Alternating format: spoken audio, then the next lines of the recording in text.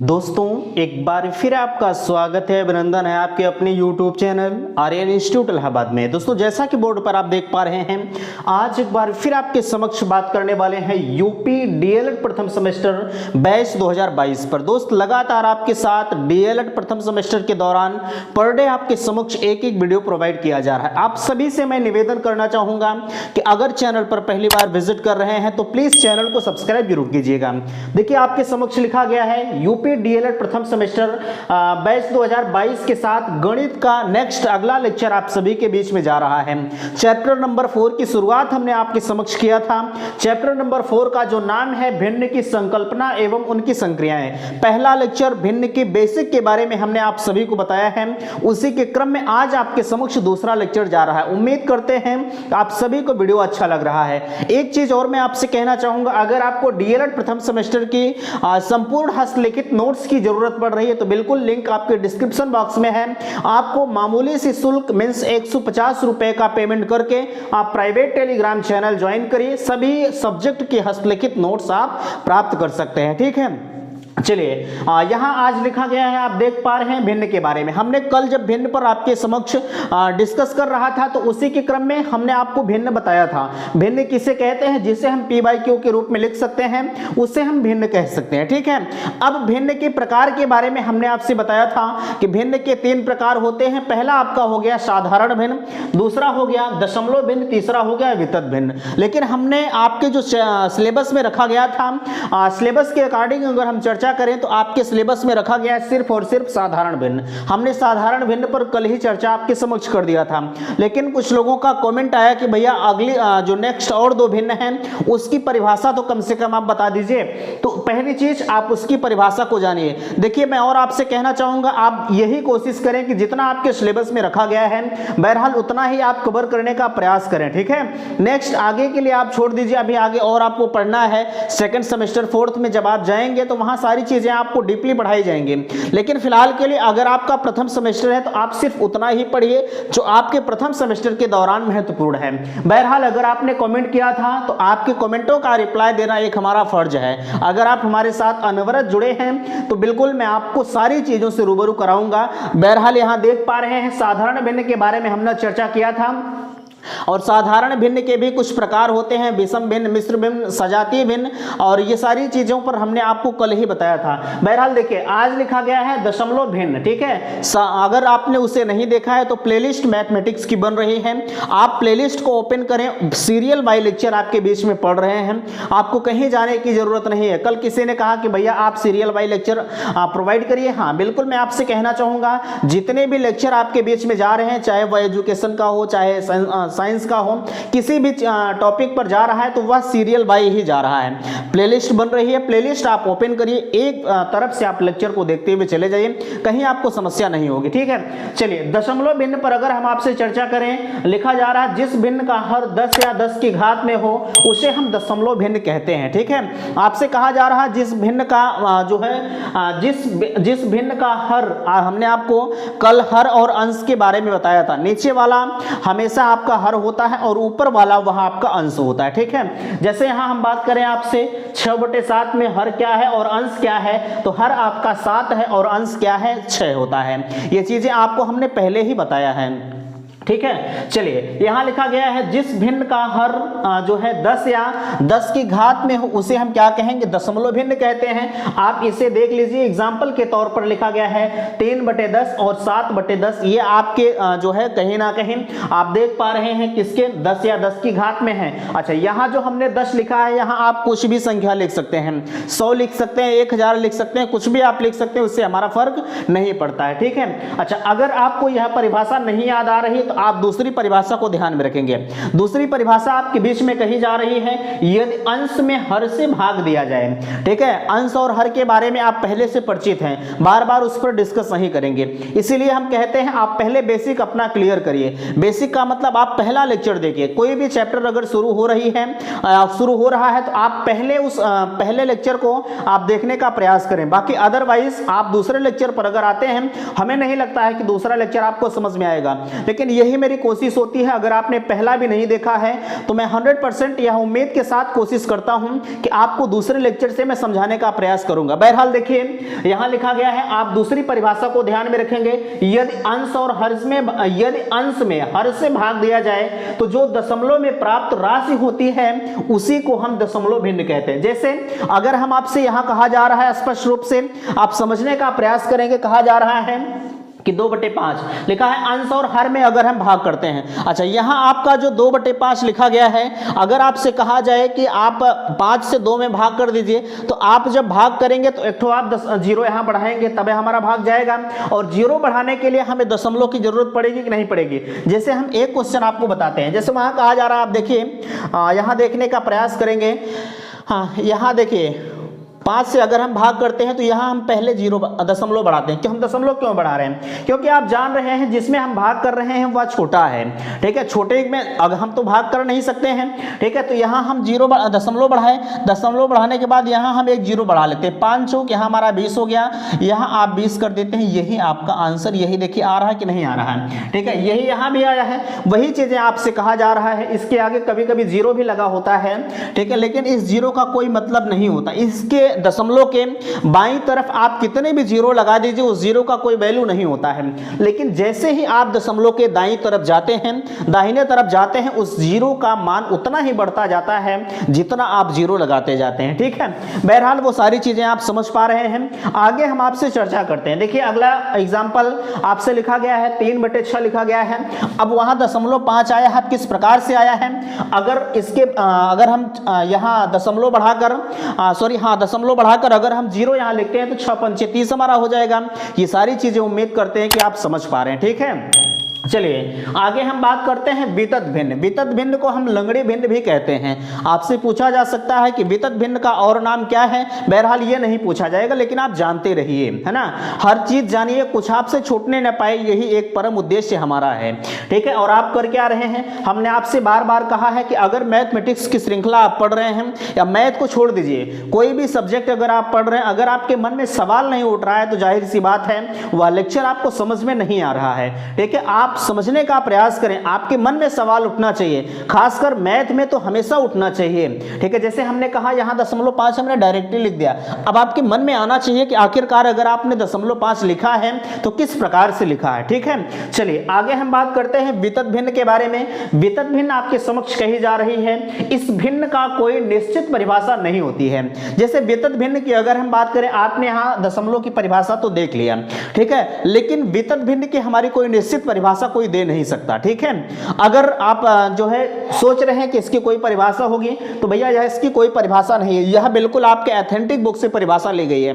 यह परिभाषा जो आपकी दी जा रही है, अगर आप एच.डी. यादव भी उठाते हैं तो उसमें भी कोई निश्चित परिभाषा नहीं दी गई है। एच.डी. यादव अपने आप में बिल्कुल स्ट्रांग लेवल बुक मानी जाती है मैथमेटिक्स की, ठीक है। हमारी कोशिश ये रहती है कि आपको अधिक से अधिक जानकारी देना, है ना। जैसे आपके इस वितत भिन्न की परिभाषा आपके सिलेबस में नहीं रखा गया है, सिर्फ और सिर्फ बताया गया है कि भिन्न के प्रकार कितने हो सकते हैं। लेकिन अगर आपने पूछा है तो हमारा बताना एक धर्म है। बुकों का संग्रह बहुत है, ठीक है, लेकिन हम कोशिश ये करते हैं कि आपको सिलेबस के अकॉर्डिंग ही लेके चलें, ठीक है। चलिए आगे आपसे पूछा जा रहा है वितत भिन्न। इस भिन्न की कोई निश्चित परिभाषा नहीं होती है, क्योंकि अंश और हर का कोई निश्चित नियम नहीं होता है, ठीक है, अंश और हर का।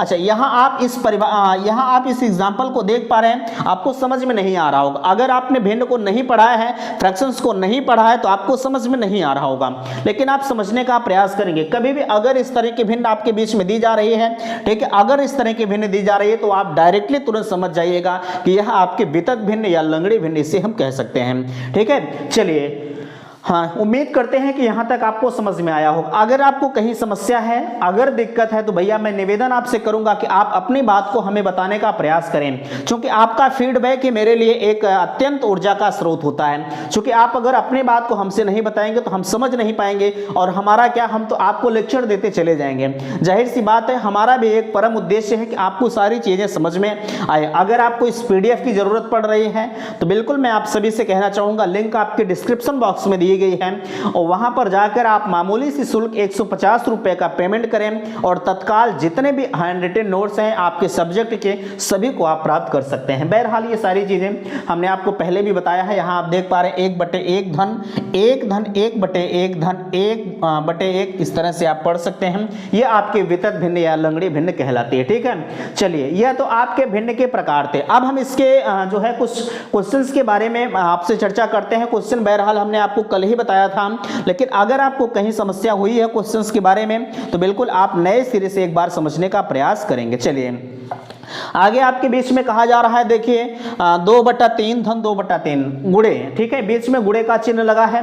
आप गुणा इसे किस प्रकार से करते हैं हमने आपको कल ही बताया था, जब गुणा पर चर्चा कर रहे थे तो गुणा का बताया था, ऊपर का ऊपर गुणा कर दीजिए और नीचे का नीचे गुणा कर दीजिए, कहीं आपको कोई समस्या नहीं होगी। जैसे हम कहें यहाँ आपसे, देखिए यहाँ समझने का प्रयास करेंगे। जैसे 2 दूना 4 आपका हो गया, ठीक है, 4/3 त्रिका 9 हो गया। अब ऐसा तो है नहीं कि 4/9 हम किसी संख्या से काट सकते हैं, नहीं कटेगा, तो आप इसे इस तरह से छोड़ दीजिए, यही आपका फाइनल आंसर निकल कर आ रहा है। ठीक है, अगला क्वेश्चन इसी तरह से है, 5 चौक 20 आपका हो गया।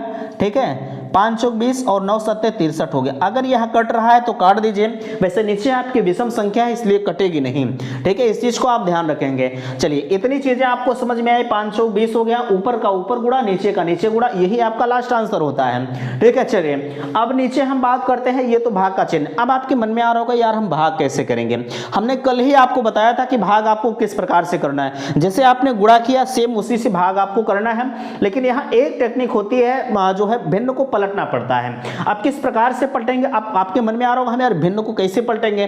ठीक है, तो देखिए आपसे यहां कहा जा रहा है 2/5 यहां लिखा गया है, आप इस 2/5 को यहां सेम ऐसे लिख दीजिए। ठीक है, अब यहां आप गुणे का चिन्ह कर दीजिए। आपके मन में आ रहा होगा भैया आप यहां हमें भाग कहा गया है, आप गुणा कर रहे हैं। देखिए भाग का यही रूल होता है कि कभी भी अगर आपसे भाग पूछी जा रही है तो आप पहले वाले भिन्न को उसी तरह से लिख दीजिए जैसे वो लिखा है। ठीक है, लेकिन आप दूसरे भिन्न की तरफ जाएंगे, यहां बीच में गुणे का चिन्ह करेंगे, यहां आप कर देंगे 7/3 कर देंगे। अब यही गुणा आप कर दीजिए, 7 दूनी 14 5 3 15 14/15 हो गया, उत्तर आपका निकल कर आ गया।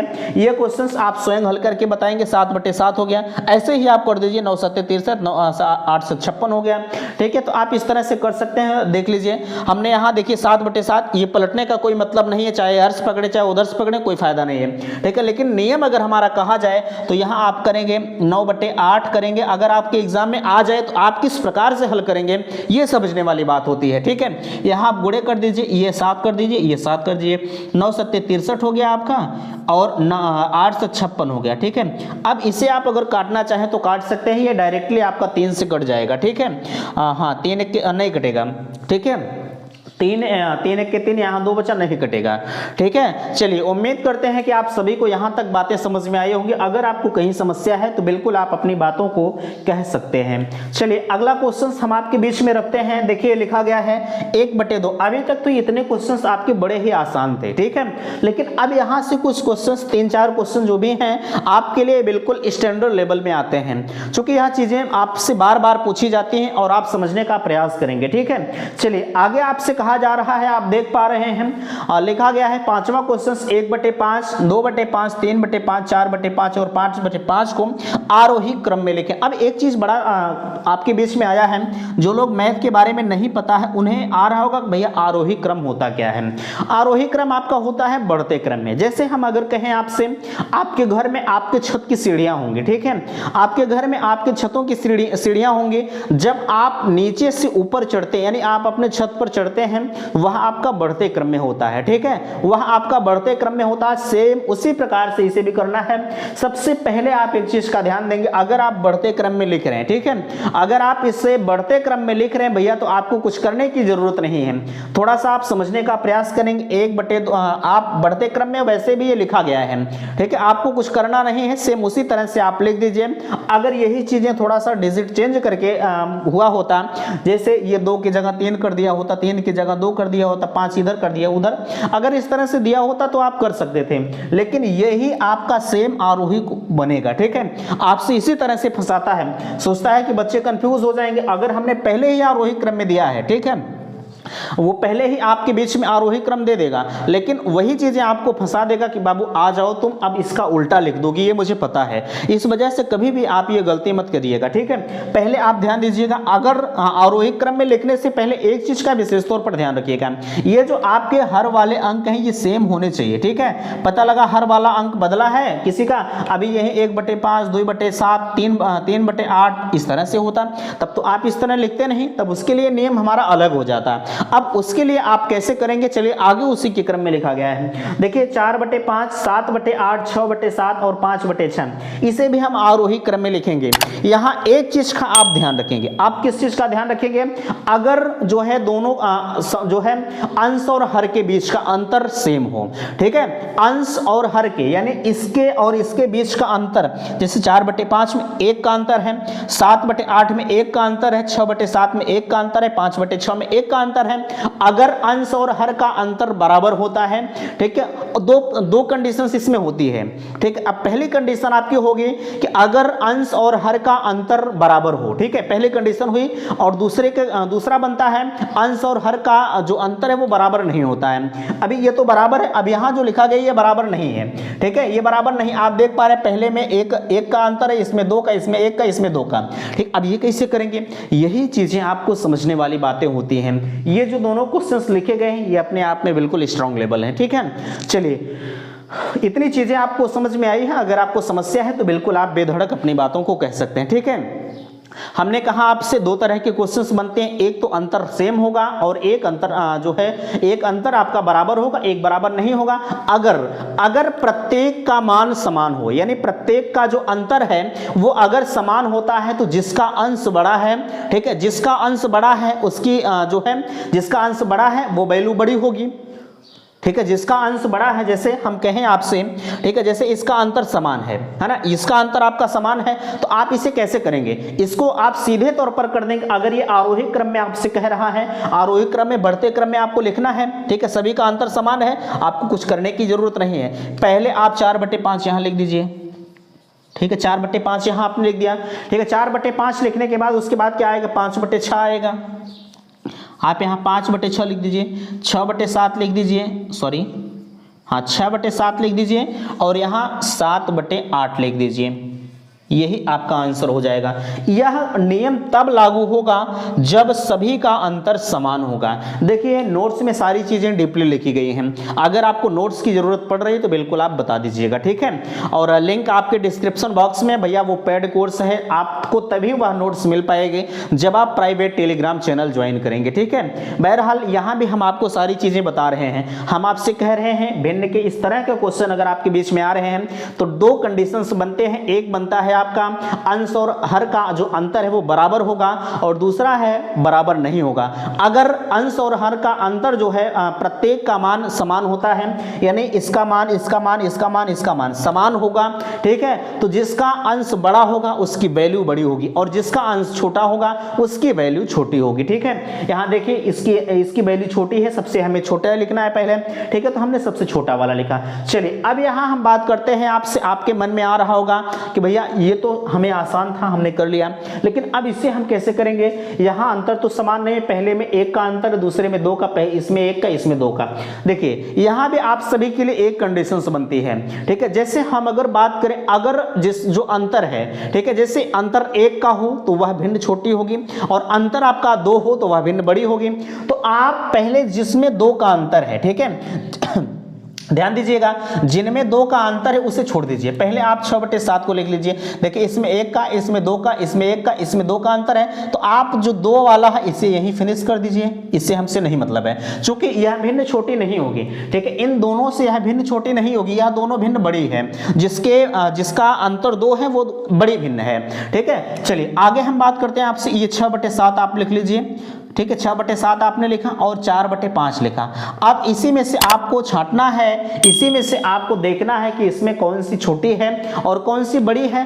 अगर हम कहें, ठीक है, अगर हम कहें इनमें भी अंतर समान है, 6/7 और 4/5, ये भिन्न हो गई कि नहीं हो गई, आप कहेंगे यही भिन्न हमारी हो गई, तो भैया हमारे अब हम कहेंगे कौन सी भिन्न छोटी है। हमने कहा आपसे कि जिसका अंश जो है जिसका अंश बड़ा होगा उसकी वैल्यू बड़ी होगी, तो जाहिर सी बात है इसका अंश बड़ा बड़ा है, ये बड़ी भिन्न है, ठीक है, ये बड़ी भिन्न है आपकी, ठीक, और ये वाली अंश जो है ये आपकी छोटी भिन्न है। आपको बातें समझ में आई कि नहीं आई? हमें लगता है कि आपको सारी चीजें समझ में आई होंगी, ठीक है। चलिए, एक क्वेश्चन प्लस का है, एक क्वेश्चन माइनस का है। अब इसे किस प्रकार से करेंगे? हमने आपको तिर्यक गुणा करके सारी चीजें बताया था। अगर आपको वहां अभी भी कंफ्यूजन है तो बिल्कुल आप अपनी बातों को हमसे बताइए, ठीक है। देखिए, एक चीज और कहूंगा, अगर आपको कहीं समस्या है तो बिल्कुल बार बार हम आपसे कहते हैं कि आप अपनी बातों को हमसे बताने का प्रयास करें। चलिए, बहरहाल नहीं बताते हैं तब भी ठीक है, हम अपने स्तर से प्रयास कर रहे हैं कि सारी चीजें आपको खुद ब खुद समझ में आ जाए। चलिए, यहां लिखा गया है 3/5 और 7/8। यहां देखिए दो तरह से क्वेश्चन हल होते हैं। पहला हल होता है कि आप इन दोनों को एलसीएम ले लीजिए, ठीक। अगर आप एलसीएम मेथड से नहीं हल कर रहे हैं तो आप डायरेक्टली हल कर सकते हैं तिर्यक गुणा करके। तिर्यक गुणा करके कैसे करेंगे? 8 तिर्यक 24 हो गया, 24 हो गया, और यहां आप कर दीजिए 5 7 35 हो गया, ठीक, और इनको आप कर दीजिए 8 5 40 हो गया।